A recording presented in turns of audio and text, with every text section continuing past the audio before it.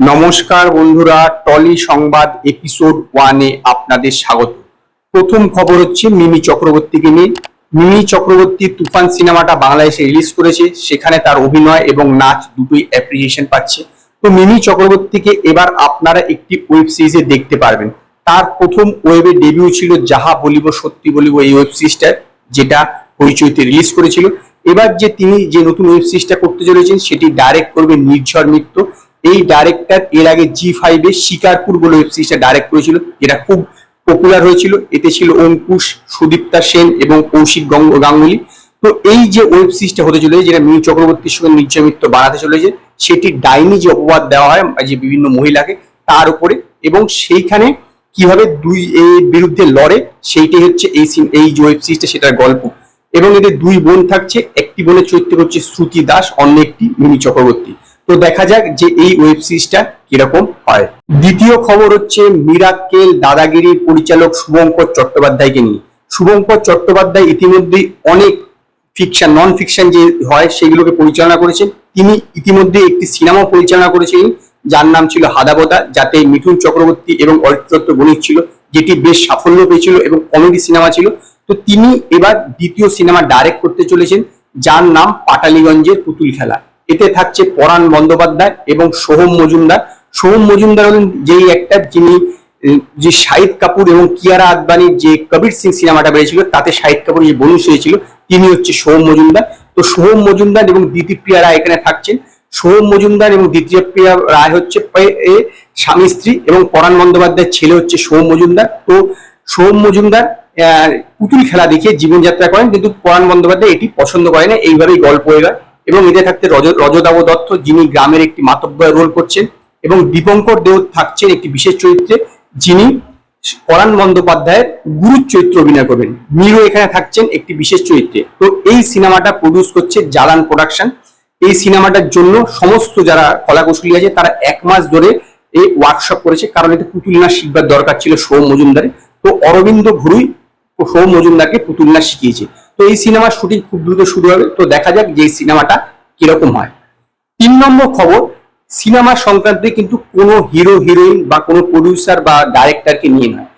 দেখুন, এই যে সিনেমা রিলিজ করে, এখন কিন্তু আর আগের মতন সেই যে হলের যে প্রিন্ট, সেইটা কিন্তু কেউ নিয়ে যায় না।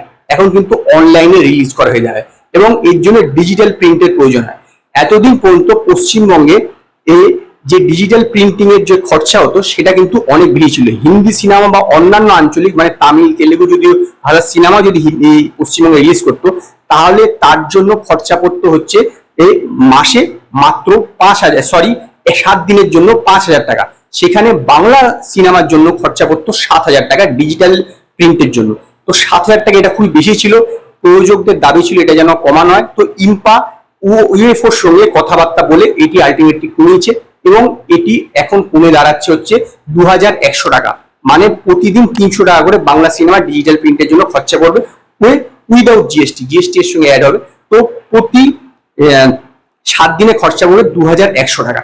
এই প্রসঙ্গে বলে রাখা ভালো, পশ্চিমবঙ্গের বেশিরভাগ সিনেমা হলগুলোই কিন্তু ইউএফও ইউজ করে না, ইউজ করে হচ্ছে কিউব ডিজিটাল, এবং কিউব ডিজিটালের ডিস্ট্রিবিউটর হচ্ছে পশ্চিমবঙ্গের এসবিএফ। তো এখন দেখার এসবিএফ ইউএফওর মতো কিউব ডিজিটালের ডিজিটাল প্রিন্টের যে কস্ট, সেটা কমায় কিনা।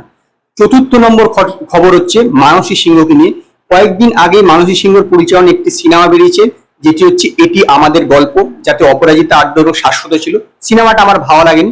যাই হোক, তিনি আবার একটি সিনেমা পরিচালনা করছেন, যার নাম 5 নম্বর স্বপ্নময় লেন। তো এই সিনেমাতে অপরাজিতা আড্ড থাকছে, এছাড়া খরাজ মুখার্জি থাকছে, অর্জুন চক্রবর্তী এবং অন্বেষা হাজরা থাকছে। অন্বেষা হাজরা হচ্ছে সেই হিরোইন যিনি এর আগে সিরিয়াল করতেন, যেমন সন্ধ্যা তারা বা এই পথ যদি না শেষ হয়, এই সিরিয়ালগুলো তিনি কাজ করেছিলেন। তো এই যে সিনেমাটা, সেটি প্রডিউস করছে আগের প্রডিউসার, মানে এর মানসী সিংহ যে আগের যে সিনেমাটা ছিল তার যে প্রডিউসার বাঘা প্রোডাকশন, তারাই এই সিনেমাটা প্রডিউস করছে। খুব দ্রুত এই সিনেমার শুটিং স্টার্ট হবে। পরবর্তী খবর হচ্ছে দেবকে নিয়ে। দেবের কিন্তু আগামী 2 বছরের সমস্ত কিছু রেডি হয়ে গেছে, কিন্তু দেবের যখন দেবের প্রধান সিনেমা রিলিজ করেছিল, তখনই কিন্তু অতুল রায় চৌধুরী জানিয়েছিল দেবের সঙ্গে তারা পরবর্তী সিনেমাটা করবেন। কিন্তু সেটির এখনো কোনো অফিসিয়াল অ্যানাউন্সমেন্ট আসেনি। শোনা যাচ্ছে যে এই সিনেমার স্ক্রিপ্টিং এর কাজ এখনো চলছে। দেব খাদান সিনেমার শুটিং কমপ্লিট হওয়ার পর এই সিনেমাতে শুটিং শুরু করবেন এবং এই সিনেমাটা সম্ভবত এই বছরের বড়দিনের সময় রিলিজ করবেন এবং এতে পরাণ বন্দ্যোপাধ্যায় এবং মিঠুন চক্রবর্তীও থাকতে পারে এবং এটি উত্তরবঙ্গ এবং কলকাতাতে শুটিং হবে। তো দেখা যাক এই সিনেমার অফিসিয়াল অ্যানাউন্সমেন্ট কবে আসে।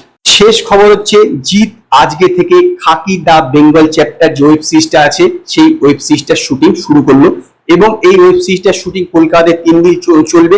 শ্যামবাজার এলাকাতে এই শুটিং চলছে এবং মোটামুটি যা জানা যাচ্ছে তাতে কিন্তু 70-এর দশকের কিছু ঘটনা দেখানো হতে পারে, কারণ এখানে যে শ্যামবাজারে যে জায়গাতে শুটিং হচ্ছে সেই জায়গায় বিভিন্ন বাড়িগুলোকে ওই রকম ভাবেই রং করা হয়েছে, মানে বিভিন্ন বাড়িকে রং করা হয়েছে যেটা পুরোনো দিনের বাড়ির মতন মনে হবে। তো 70-এর দশকের এবং এখনের এরকম ভাবে হবে। তো দেখা যাক যে এই ওয়েব সিরিজটার অফিসিয়াল অ্যানাউন্সমেন্ট কবে আসে। তো এই ছিল আজকে টলি সংবাদ। যদি আপনাদের এই ভিডিওটি পছন্দ হয় ভিডিওটিকে লাইক করুন, কমেন্ট করুন, শেয়ার করুন আর নতুন নতুন আপডেটের জন্য আমার চ্যানেলকে সাবস্ক্রাইব করুন।